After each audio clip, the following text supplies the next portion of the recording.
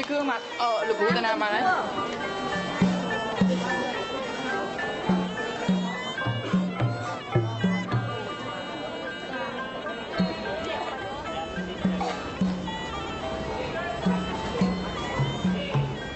The Royal Ballet Company of Cambodia, about 60 people in all, arrives at Roissy Airport at the start of a 2-month tour.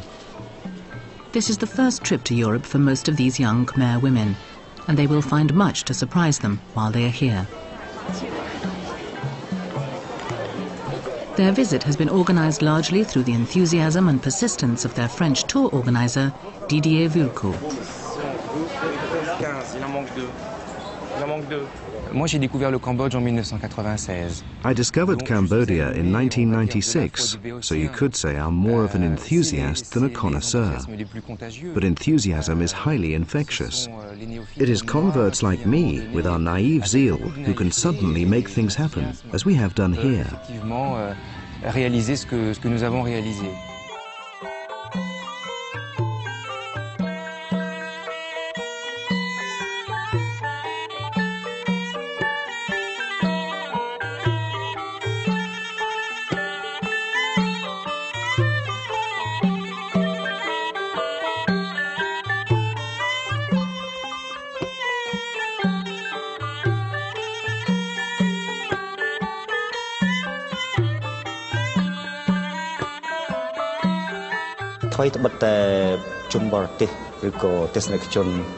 Even if foreign audiences know nothing at all about Khmer history and don't understand the meanings of the movements in the dances of the Royal Ballet, they are still fascinated by their extraordinary technique. They are seduced by the glittering costumes, the singers and the intense concentration of the dancers. All these elements together have a hypnotic effect on audiences so that even if they don't understand what they see, they're captivated by the beauty and strangeness of the performance.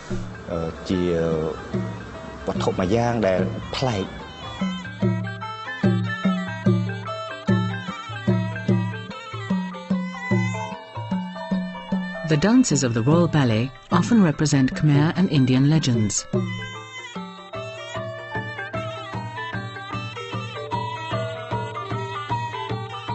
For example, Prince Vorchung is an important figure in the Buddhist pantheon. A good, honest character, he dances to show that he will be the loyal protector of his people. In the classical tradition, all the male roles are danced by women, apart from the monkeys.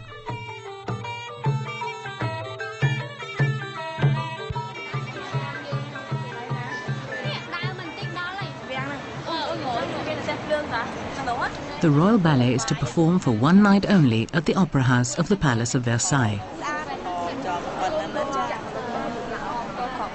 The Opera House was opened in 1770 for the wedding of the future King Louis XVI and Marie Antoinette. It's a busy day for the young dancers.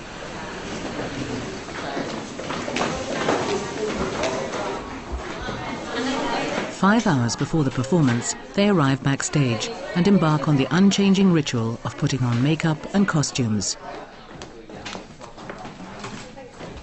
No matter what the venue, this ceremony is always the same.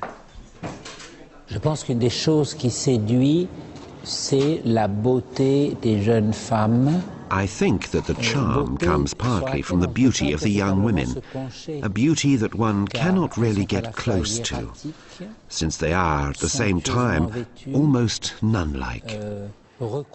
Sumptuously dressed, covered up, you might say, from their feet, which are bare but decorated with anklets and quite untouchable, to their heads with their tiaras.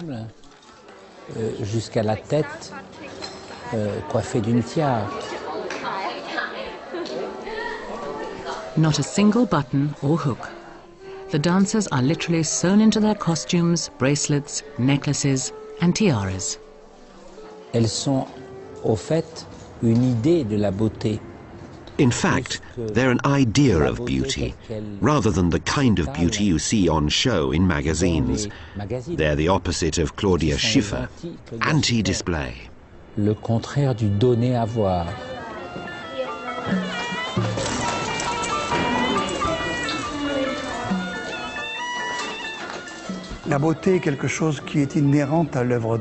Beauty is inherent to a work of art, even when art uses horror. Goya is a classic example, or Hieronymus Bosch with his devils. It's still beautiful. For me, the beautiful is beyond the merely pretty, but beauty is terrifying.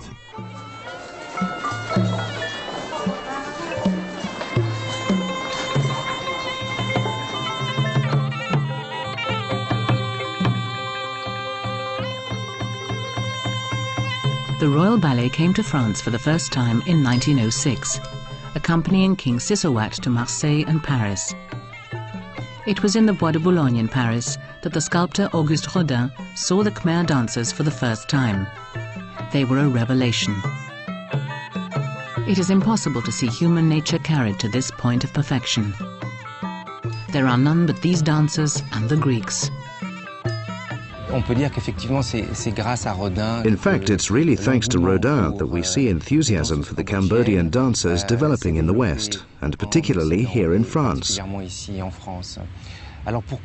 So why did this elderly gentleman take an interest in the Cambodian dancers at that time? He wasn't only interested in the Cambodian dancers.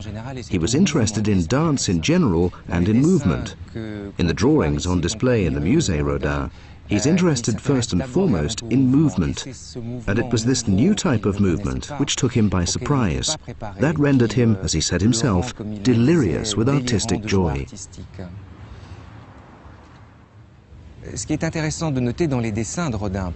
What's interesting in Rodin's drawings is that you never see any jewellery, headdresses or costumes.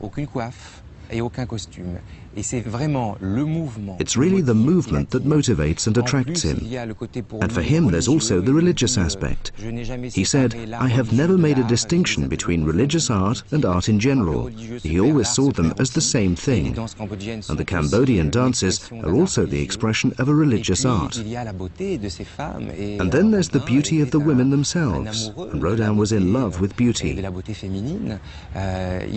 He said these women are all admirably beautiful.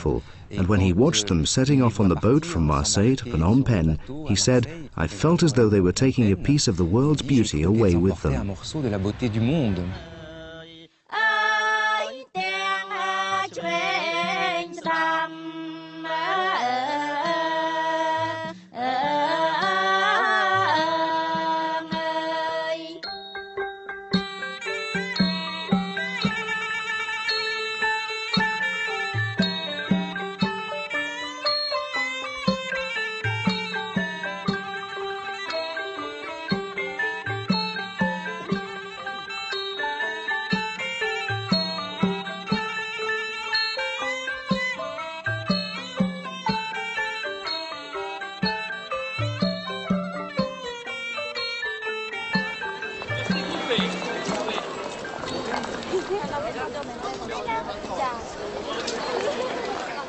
The Royal Ballet uses its French tour to promote its image with a photo session in the great courtyard of the Palace of Versailles, an occasion not to be missed.